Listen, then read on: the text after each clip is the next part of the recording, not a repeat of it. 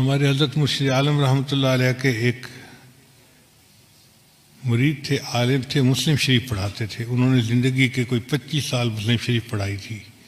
ایک دن وہ کہنے لگے کہ حضرت میں آپ کو ایک عجیب واقعہ سناؤں. ان کو ضرور سنائیں.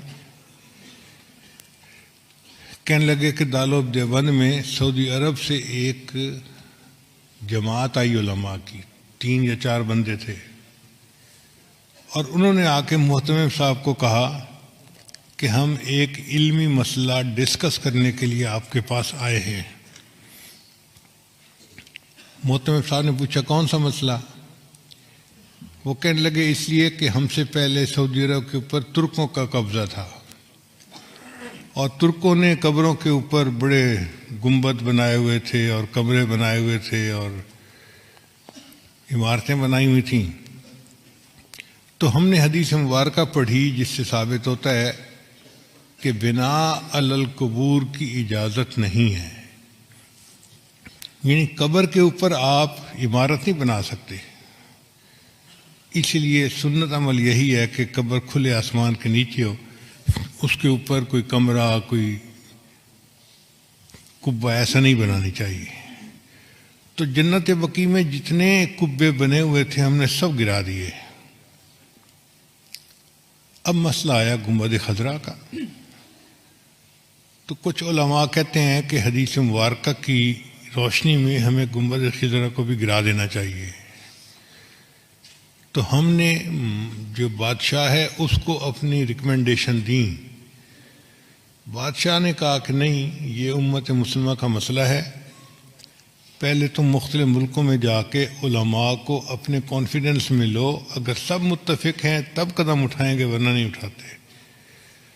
تو ہم علماء کی جماعت آپ سے بحث کرنے کے لیے آئے ہیں کہ کیا یہ حدیث مبارکہ صحیح ہے، اور اگر صحیح ہے تو اس پر عمل کرنا پڑے گا. محتمم صاحب نے کہا کہ جی مجھے آپ 3 دن کا وقت دیں، میں سب علماء کو اطلاع دوں تاکہ وہ یہاں آ جائیں، اور پھر ہم اس بارے میں اپنا موقف آپ کے سامنے ظاہر کریں. ان کا ٹھیک ہے، ہم 3 دن دارالعلوم میں مہمان بن کے رہتے ہیں. محتمم صاحب نے بڑے بڑے علماء کو دعوت دے کے بلا لیا. وہ فرماتے ہیں کہ دارالعلوم دیوبند میں وہ دیکھنے والا وقت تھا، بڑے بڑے سب علماء، جید علماء ایک جگہ پر جمع تھے، جبال العلم سب ایک جگہ اکٹھے تھے. اور جو آخری رات تھی وہ تو پوری رات ہی علماء اس مسئلے پر آپس میں ڈسکس کرتے رہے، کتابیں پڑھتے رہے، اور کچھ لوگ روتے رہے، دعائیں مانگتے رہے کہ یا اللہ بہت نازک مسئلہ ہے، ہم سے اس کے کرنے میں کوئی کمی نہ رہ جائے، کوتاہی نہ ہو جائے. اگلا دن ہوا، عصر کی نماز کے بعد مجمع بیٹھا تھا، تو محتمم صاحب نے ان علماء کو کہا کہ جی آپ سب علماء کے سامنے اپنا موقف پیش کریں، پھر جواب ہم دیں گے. تو ان کے جو امیر تھے وہ کھڑے ہوئے اور انہوں نے بیان کیا کہ بخاری شریف کی یہ حدیث ہے، اور اس سے ثابت ہوتا ہے کہ بناء علی القبور کی اجازت نہیں ہے. تو ہم نے جنت بقیع کے اندر تو قبروں پر جتنی عمارتیں تھیں سب گرا دیں. اب مسئلہ ہے گنبد خضرا کا.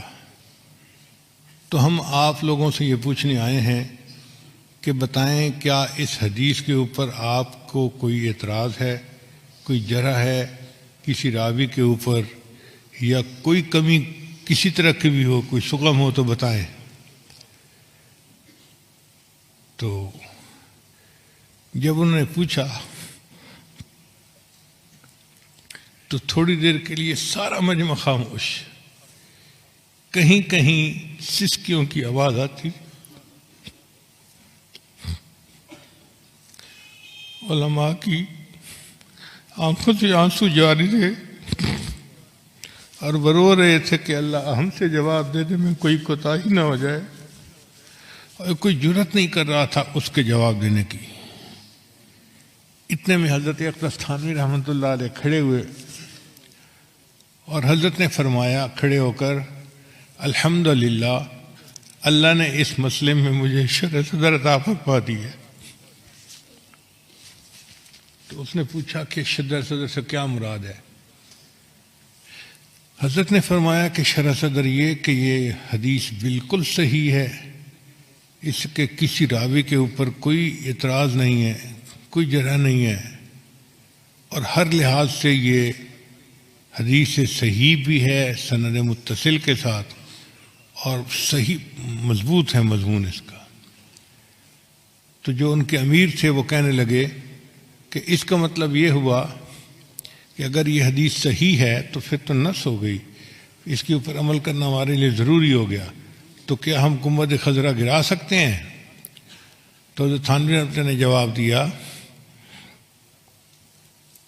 یہی تو شرح صدر ہے جو اللہ نے مجھے عطا فرما دیا، حدیث بھی صحیح ہے لیکن آپ گنبد خضرا کو گرا نہیں سکتے۔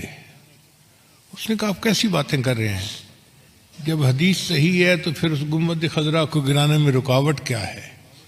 حضرت نے فرمایا اس کی وجہ یہ کہ حدیث پاک کے مطابق بنا علی القبور کی اجازت نہیں ہے، کہ قبر کے اوپر کوئی عمارت، کوئی کمرہ، کوئی جبہ کبہ بنانے کی اجازت نہیں ہے۔ گنبد خضرا کا معاملہ الگ ہے، یہاں عمارت پہلے تھی، یہ حجرہ عائشہ تھا، اور نبی علیہ السلام کی قبر مبارک بعد میں اس کے اندر بنائی گئی، لہذا اب اس عمارت کو کوئی بندہ گرا نہیں سکتا۔ ایسا جواب تھا کہ وہ لوگ مطمئن ہو گئے۔ گنبد خضرا آج بھی ہے، اور اکابر علماء دیوبند کی عشق نبی کی دلیل دے رہا ہے۔ اللہ علم کی گہرائی عطا فرما دیتے ہیں تو بندہ پھر علم کی تہ تک پہنچ جاتا ہے۔